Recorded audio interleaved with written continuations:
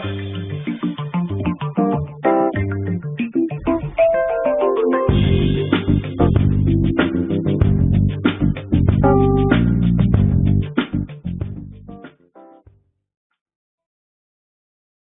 everybody, this is International Master Sam Shankland, and I'm here to do my final part of the Ruy-Lopez series. I left off after move 41, rook to e3, in the game Judith Polgar-Alexander Morozevich, where I gave viewers, until this video comes out, a while to figure out what they think black should do here. And I should point out that this was a rapid game. It was game in 25, obviously still a bit higher quality than I would say any of my games or any of the people watching this video's games. But the fact that it's a rapid game allowed white to make this blunder, rook to e3. So now Morozevich capitalized, and if you didn't take time over the last, I guess, few days to try to figure out what black's best move is here, I'll give you a couple seconds to now. So if you want to pause the video, go ahead. Okay, so the move is rook to b1, giving the king a little check. And unfortunately, there's no appropriate way for white to deal with this, because bishop to f1, blocking the check, runs into queen b5 with a pin on the bishop, which should just be winning. For example, the only real ways to stop it are queen to e2 and rook to e2. If queen e2, black can probably just take the queen, rook takes, and just start taking pawns over here. Rook takes a5 is coming next. And white will not really have a good way of getting out of the pin. Black also will be able to quickly play f5 and start to make counterplay in the center. And rook to e2 is probably a little bit tougher to crack, but I'm sure there's plenty of good options for black here. I think one of them, for example, would be just rook to a1 again, and very simple, pick up this pawn. Nothing white can do about it. And again, it's very hard to break the pin. And also, you should look at the cute tactic, rook to e1. Oh my god, I'm attacking the rook, and I just uncovered an attack on the queen. Well, unfortunately, you're not breaking the pin, and the bishop cannot take the queen, because it is pinned to the king. So, white essentially, after rook b1 check, must play king h2, which she did, but now the rook comes back to b2, and the f-pawn goes. Black wins a pawn, and he doesn't even win the a-pawn, which he was likely to win in the long run anyway. So he's probably going to be up not one, but two pawns. Also, except for maybe like the g-pawn, or which covers white's king, the f-pawn is probably the most important pawn in the position for white, because with the f-pawn gone, black will be able to pressure the e-pawn as well, and there's not ever going to be a really sufficient way to protect it. Queen to c1, rook takes f2, queen to e1. So as I alluded to in the previous video, that video mostly covered what black did to achieve a 1 position. At this point, black has a 1 position, but he has to go on and win it, which is often a difficult thing to do, especially against a player of Polgar's caliber. So black here plays queen to b2, and white plays bishop e2. White had to protect himself, or herself, against the threat of rook takes g2 check, and this was the best way to do it because it breaks the coordination of the queen and the rook. So, for example, a move like bishop f1 would probably be less effective. Among other things, I think now black might even start to play moves like f5 and make counterplay on the king side and in the center. So, bishop to e2, forcing black to move the rook, but now rook f4 threatens this pawn, which has to be defended, so bishop f3. And now rook to h4. So after queen e1, if you can see, it was a little bit of a tricky situation for black, but basically what he did was he found a way to get his queen into b2, and now he's going to maneuver his rook back around into the game this way, which seems to be how he's going to go about things. If you remember way back in the previous lecture when I talked about the merits of h takes g5 rather than queen takes g5, I think this is definitely a clear one. H takes g5 has helped black in a big way, because this rook will have a new route back to the game. White plays queen to g3, starting to make threats to some of the black pawns, most notably the g5 pawn. So a perfectly acceptable move here would be to play f6, but this is not quite in Morozevich's style, I guess. So he played a different move, queen to d2, which counterattacks more important stuff. If queen takes g5, I'm sure he had many things on his mind, but rook takes e4 does seem to do the trick here because this rook is fatally pinned. Rook can't take the rook because of queen takes queen. And if the bishop takes, then after knight takes rook, the queen has to move, and it must relinquish defense of the e3 rook, which will lead to black being up a piece and winning the game. So white played rook to e2, and now queen f4 forces the queens to come off rather shortly. So white played the best move, rook to b2, starting to create counterplay. And Morozevich took the pawn on e4. Now, white, practically speaking, often in these cases would like to refrain from exchanging queens, because with the queens on, there's always more threats to be made. Obviously, this is not happening anytime soon, but if you can imagine white playing rook to b8 and queen to e1 to b4 to c4 to c8, obviously this is extremely far-fetched. But at some point, the queen and the rook on the back rank are capable of making very real threats. And for this reason, the side that's defending usually wants to keep more pieces on board to try to create more chances to trick their opponent. But in this case, the queens have to get traded. So, because if white plays bishop takes e4, queen takes e4, then the pawn on d5 is very likely to be falling. So, if black wins a second pawn, especially in the center, it's over. Also, black has the option here of playing queen takes g3, king takes g3, rook takes e4. And still trading the queens, which is with a similar position to the game. So white elected to trade queens right away. Black would like to take back with the g-pawn and play like f5 and start to push the center. Unfortunately, this would hang the knight, so he really can't. Takes back with the rook, of course. Now the knight is defended. White takes the knight anyway, takes back, and now rook b6. Black is currently up 2 pawns, but he's going to lose at least one of them back. So he's still going to have sort of a tricky rook ending to win, but Morozevich found an excellent way to win the game. He plays rook to a4. So now white's hand is forced. She can't take the pawn on d6 because then black takes on a5 and remains 2 pawns up with an easily won position. For example, something like rook to d8 is likely, rook to a1, d6, rook d1, d7, a5, and eventually this pawn's just going to roll down the board. White's going to have to get behind it with the rook, so might as well do it now.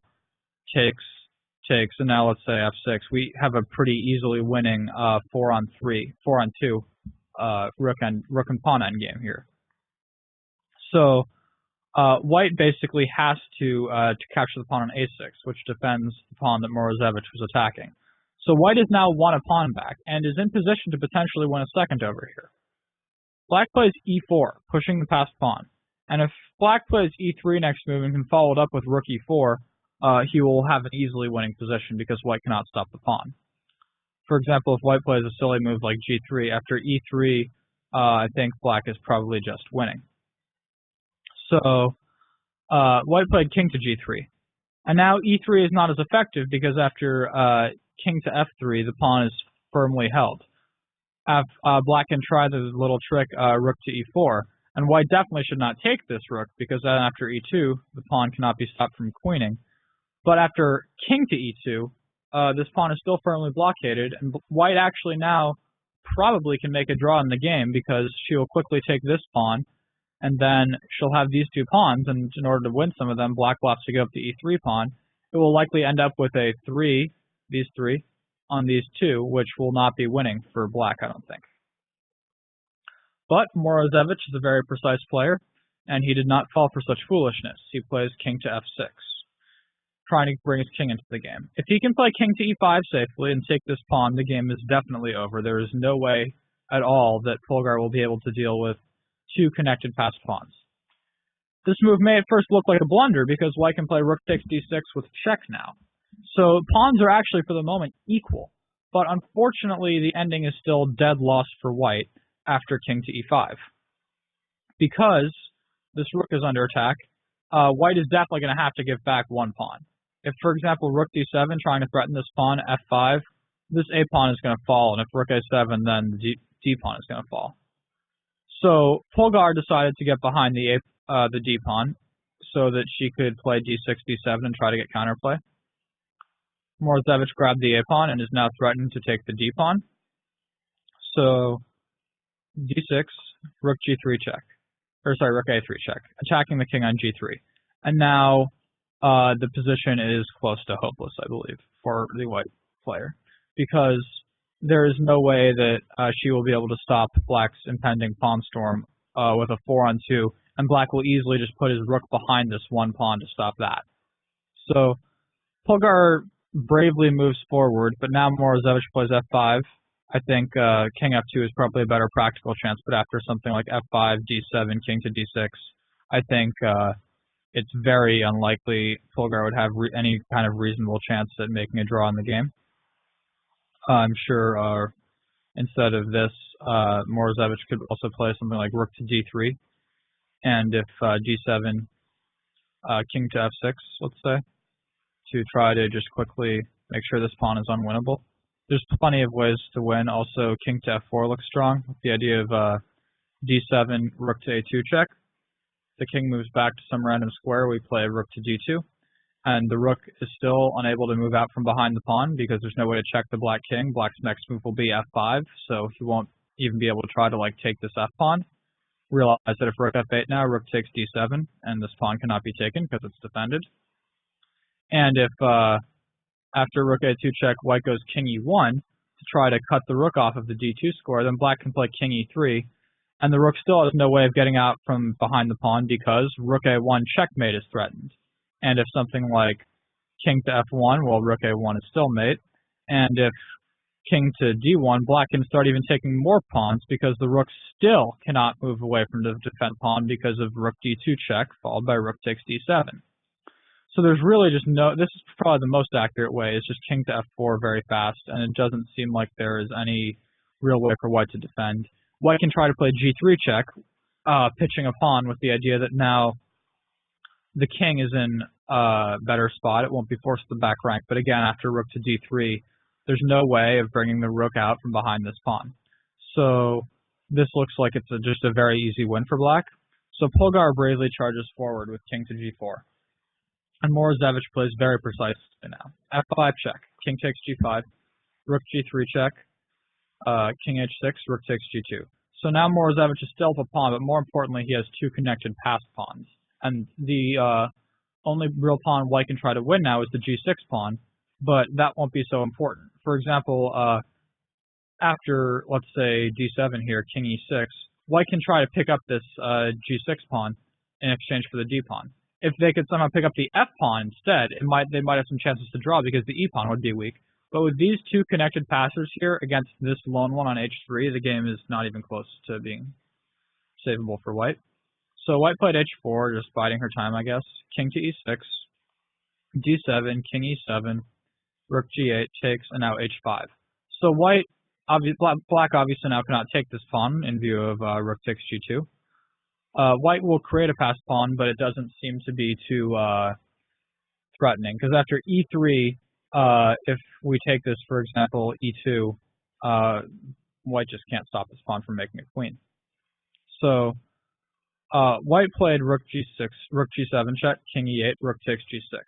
So now it still requires a little bit of precision from black to win the game, although, albeit not too much.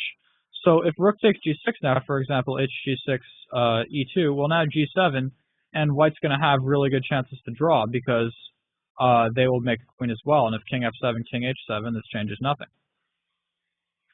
But black found a very nice move here, e2. And so now if you look at this, rook takes g2 is impossible because black will make a new queen. So this is easily winning for black, and white has to somehow stop this pawn, so of course rook to e6 check, but now king f7 attacking the rook. Rook has to again find a move. There's only two squares that are okay, e3 and e5. The rook goes to e3, black plays f4 with tempo. White moves his rook, black plays f3. And note that white can never try to just take this f pawn because again, this rook always has to stay on the e file, or else the e pawn queens, as it does now in this variation. So, although the position is completely lost, Polgar did find the best practical defense, rook to e5. And now king to f6, rook to e8, f4, king h7, f3, h6. White's just trying to somehow make some threats. If white had a couple moves, for example, let's say black shuffles for a second, and lets white play h7 and now plays f2, well, then the position has become extremely different because white has possibilities of playing for stalemate in the corner here. For example, here I think rook takes e2 is an immediate draw because after f1 queen, rook takes g2, it seems that there's no way to avoid a stalemate. If queen takes g2, the position is stalemate, and it's an unfortunate position of the black king, because if the black king could play king f7, now next move, queen a1 would be checkmate, but white can start checking. And I'm not actually 100% sure what the correct result of this should be. Black still may be able to win, but we just gave white 2 tempi in a row, which was completely unnecessary. So after h6, f2, Polgar resigned in view of Morozevich making a new queen, and there was just nothing she could do about it.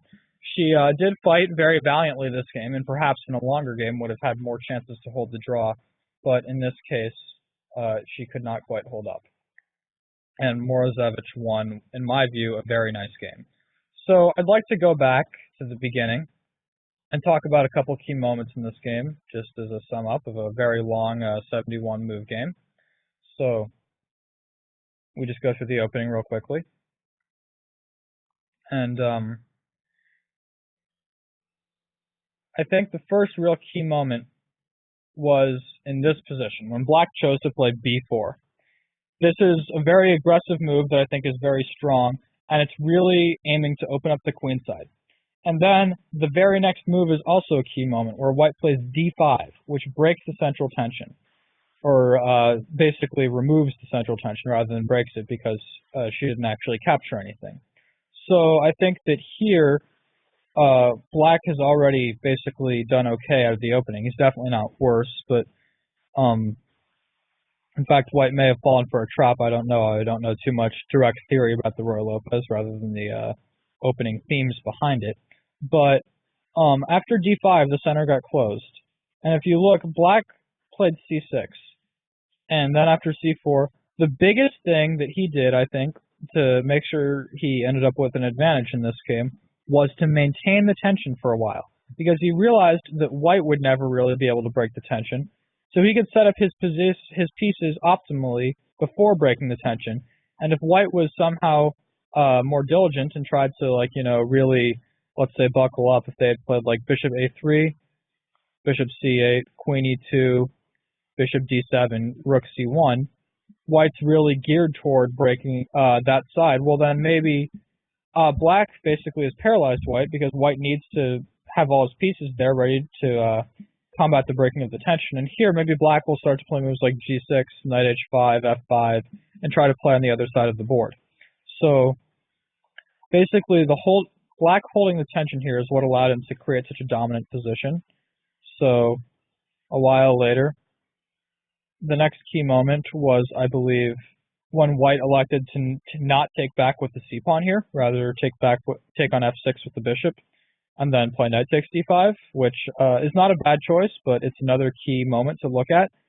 C takes d5 would have led to a different kind of position, although in this case, I definitely believe that black will have an advantage after a move like rook to b4 or queen to c5, starting to make serious threats where it's very hard to see how white is going to deal with all of them properly. And then later on, I think the biggest key moment was white's decision here to play knight takes g5. I think this is, while it wasn't the losing move, it was the move that basically sent the game so far down the path towards being a lost position that it was too much to overcome and too much to fight back. So I think if white had played a move like, let's say, rook to e2, with the idea of trying to defend the second rank, maybe go to a2 if the knight takes on a5. For example, now if bishop d5, e d5, knight a5, rook a2, there's just no way that black's going to hold on to the a6 pawn. But, and also with ideas of maybe going to b2 in some cases. And this is a very committal theme after knight takes g5, and I think that this is basically the point where white lost the game, even though it only moved 28 of a 71 move long battle. So that is it for my series on the Ruy-Lopez. I hope you enjoyed it. Thank you for watching. This is Sam Shankland.